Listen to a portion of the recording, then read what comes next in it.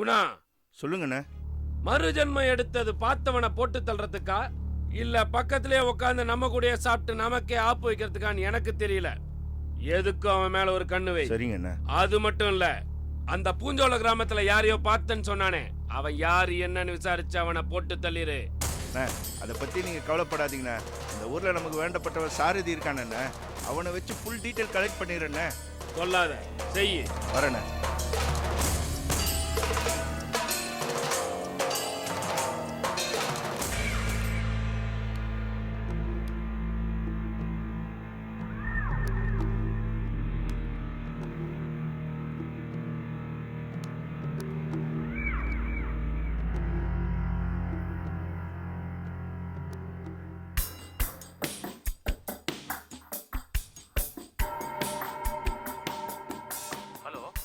Sir, நான் தான் ஆறுமுகம் பேசுகிறேன்.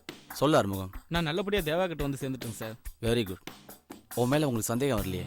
முதல்ல சந்தேகப்பட்டான், அதுக்கப்புறம் நான் பண்ண ஆக்டிங் பார்த்துட்டு நம்பிட்டேன் சார். சரி, இப்போ எதுக்கு ஃபோன் பண்ண?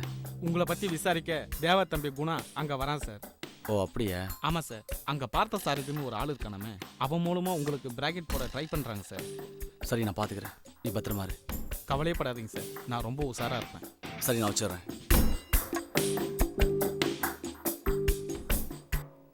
பார்த்த சாரதியா?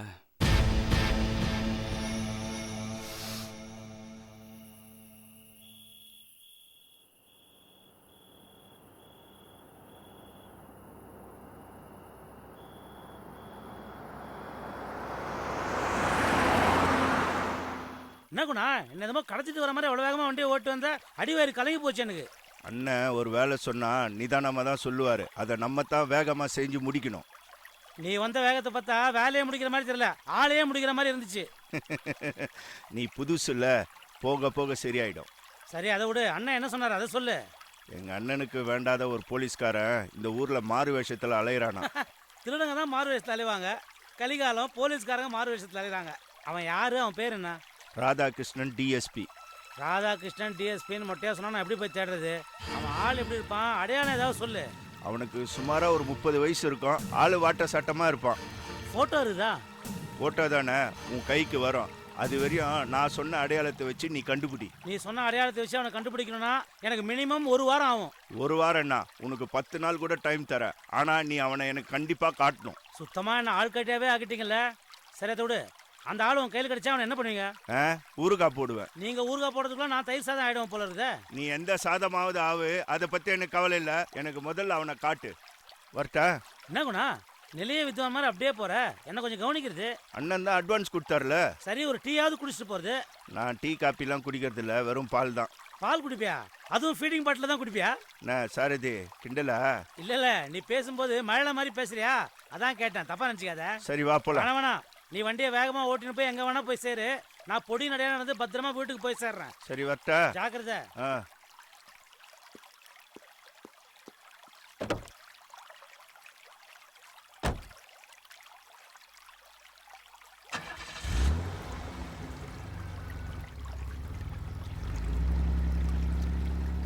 என்னடா இவன் போன தடவை வந்தப்போ பட்டையும் கொட்டையுமா பக்தி பழம் மாதிரி வந்தான், இந்த தடவை பக்கா பேட்டரோடி கெட்டப்பில் வந்திருக்கிறான்.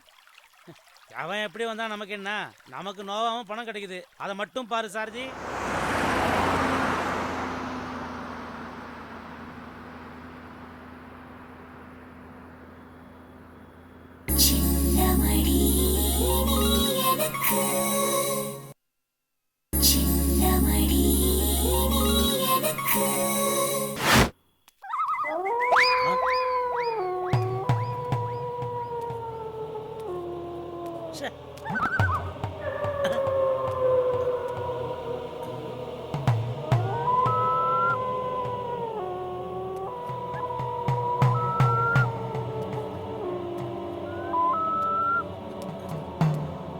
அச்சம் என்பது மடமையடா, அஞ்சாமை சாரதி உடமையடா, 6லும் சாவு 100லும் சாவு, தோப்பினில் நடப்பது கொடுமையடா. ஐயோ,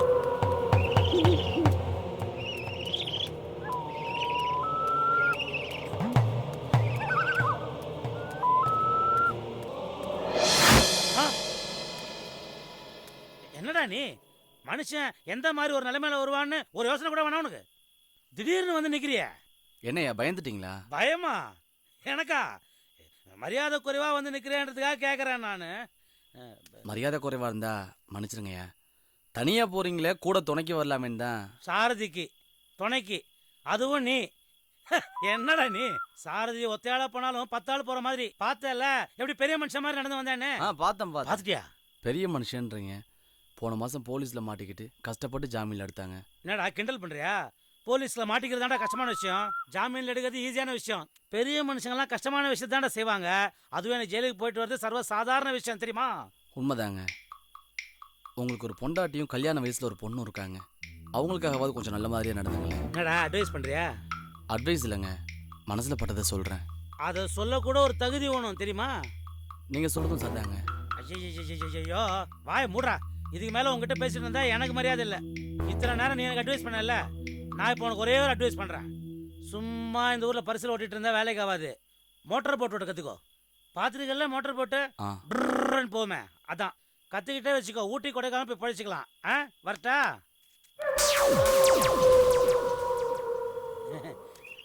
சங்கரா சாப்பிட்டியாடா? சாப்பிட்டேன். சும்மா ஒரு மரியாதைக்காக சொல்றேன். சாப்பிட்டு மாட்டேன் எனக்கு தெரியும். வீட்டுக்கு வந்து சாப்பிட்டு போ. இல்லையா, நான் சாப்பிட்டேன். டீயாவது சாப்பிட்டு போயேன்டா. என்னையா பயமா இருக்கா? பயமா? எனக்கா? உனக்கு பயமா இருந்தா சொல்லு, நான் வேணா கூட துணைக்கு வரேன். இல்ல பயமா இல்ல, நீங்க கிளம்புங்க. நிஜமா பயமா இல்லையா? நிஜமா இல்ல, எனக்கு பயமா இருக்கு.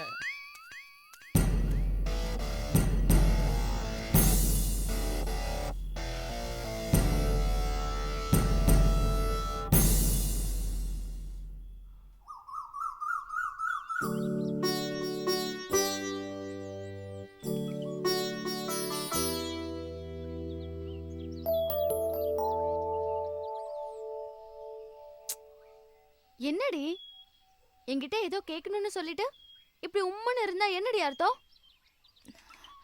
கேட்கணும் போல இருக்கு, ஆனா கேட்கறதுக்கும் தயக்கமா இருக்கு. தயக்கமா? என்கிட்ட என்னடி தயக்கம்? என்ன கேளு. இல்ல, சங்கரன் உன்கிட்ட ஏதாவது சொன்னாரான்னு. ஃபர்ஸ்ட் கரெக்ஷன், இனிமே நீ அவரை சங்கரன்னு கூப்பிடக்கூடாது.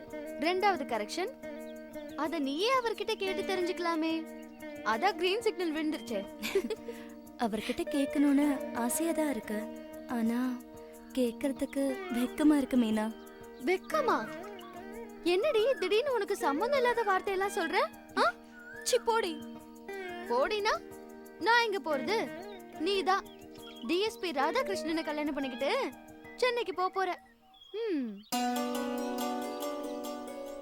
ஆமா, தெரியாம தான் கேக்குறேன்.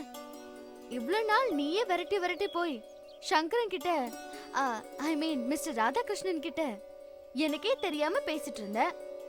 இப்ப மட்டும் என்ன திடீர்னு வெக்கம்? இத்தனை நாளா அவர் என்னை ஏத்துப்பாரான்னு கனவுல இருந்தேன், தைரியம் இருந்துச்சு. இப்போ என்ன ஏத்துப்பாருன்னு நம்பிக்கை இருக்கு, அதான் வெக்கமா இருக்கு. சூப்பர் டி. உனக்குள்ள இப்படி ஒரு சேஞ்ச் வரணும்னு நான் எவ்வளவு நாள் ஆசைப்பட்டேன் தெரியுமா? Really you lucky. நடந்ததை நானே சொல்றேன். நீ தற்கொலைக்கு முயற்சி பண்ணதும் கோமா நான் அவர்கிட்ட போய் நியாயத்தை கேட்டேன். அவரும் உன் காதலை ஏத்துக்க முடியாத சூழ்நிலை எனக்கு புரிய வைக்கிறதுக்காக அவர் லைஃப்ல நடந்தது சொன்னாரு.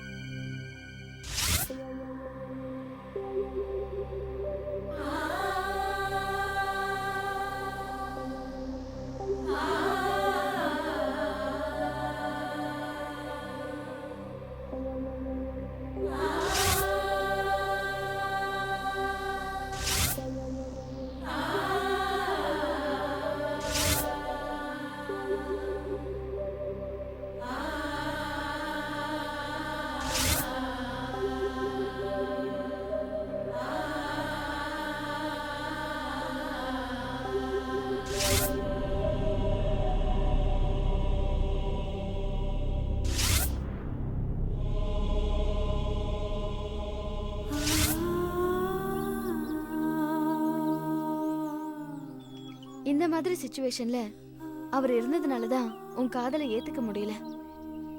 மத்தபடி உன் மேல வெறுப்போ இல்ல கோவமோ கிடையாது. அதுக்குள்ள நீதான் அவசரப்பட்டு சூசைடு அது இதுன்னு போயிட்ட. தப்புதான் மீனா, தப்புதான். அவரை பத்தி தெரிஞ்சுக்காம நான் அவரை ரொம்ப வேதனைப்படுத்திட்டேன். அதுக்காக அவரை பார்த்து கண்டிப்பா நான் அவர்கிட்ட மன்னிப்பு கேட்டே ஆகணும். அதெல்லாம் ஒண்ணும் வேண்டாம். நீ அவர் மேல எவ்வளவு பிரியம் வச்சிருக்கேன்னு சொல்லிட்டேன். அவரும் அதை நல்லா புரிஞ்சுக்கிட்டாரு. இனிமே அவர் பிரச்சனை தீர்ற வரைக்கும் நீ கொஞ்சம் அமைதியா இருந்தா போதும். நிச்சயமா எத்தனை ஜென்மம் எடுத்தாலும் நான் அவருக்காக காத்துக்கிட்டு இருப்பேன். That's good.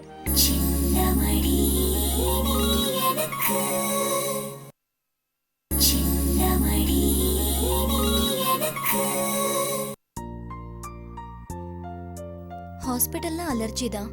ஆனா அதே ஹாஸ்பிட்டல்ல வேண்டப்பட்டவங்க இருந்தா அலர்ஜி இல்ல. இந்த மாதிரி சாப்பிடும் போதாங்க நான் தனியா இருக்கேங்கிற ஃபீல்லாம் வருது. அந்த மாதிரி ஃபீல் வரக்கூடாதுன்னு தானே நான் வந்திருக்கேன்.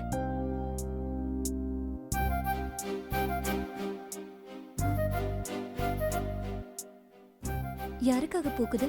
உங்களுக்காக தானே வச்சுக்கங்களேன். உங்களுக்கு வேணுங்கிறப்ப தாராளமாக வந்து பறிச்சிங்கம்மா.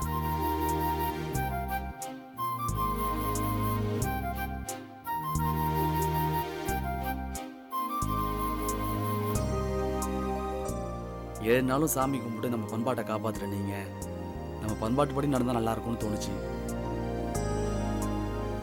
இந்த மாதிரி ட்ரெஸ்லாம் போடாமல் நீங்கள் புடவை கட்டி பூ வச்சிங்கன்னா மகாலட்சுமி மாதிரி இருப்பீங்கம்மா.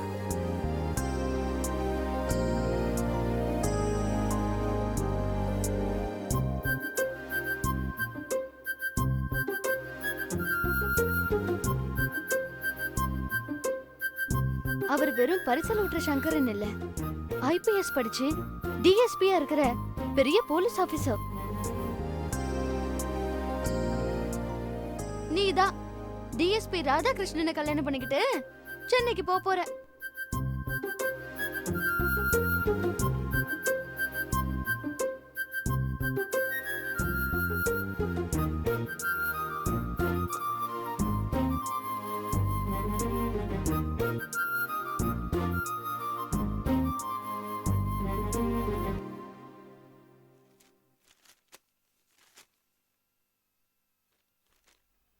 என்னங்க காஃபி இந்தாங்க.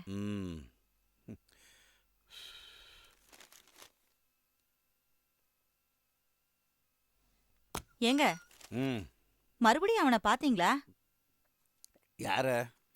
அதாங்க அந்த பரிசல் ஓட்டுவானே.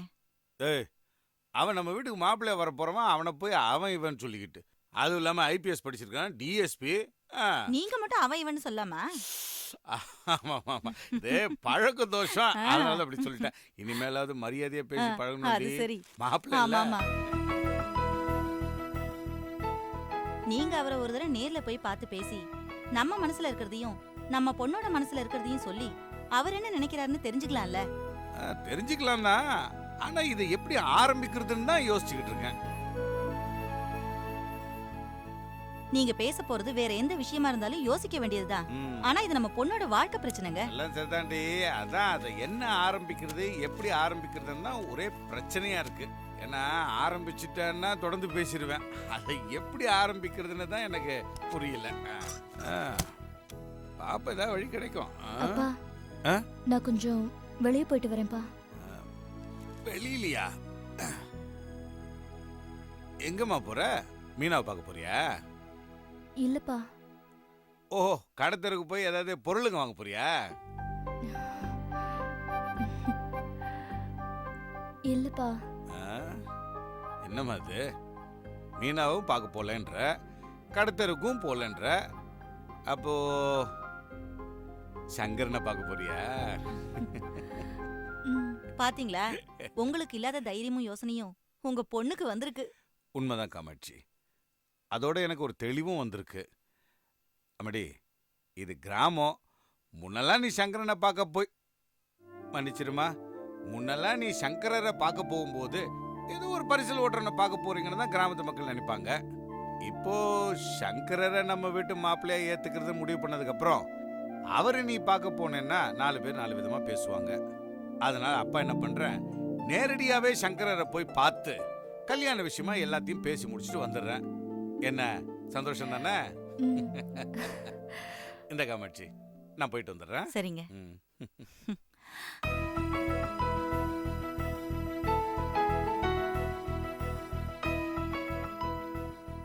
என்னம்மா சங்கரனை பார்க்க முடியலையேன்னு கவலையா இருக்கா?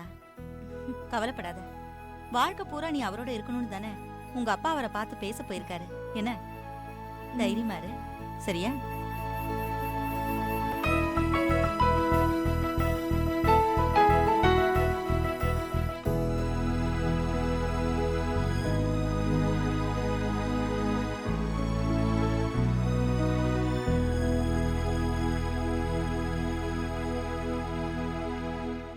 அகல் விளக்கின் அடியினிலே நிழலாக இருளிருக்கும் அனுபவத்தின் மறுபுறத்தில் சுகமான துயர் இருக்கும்.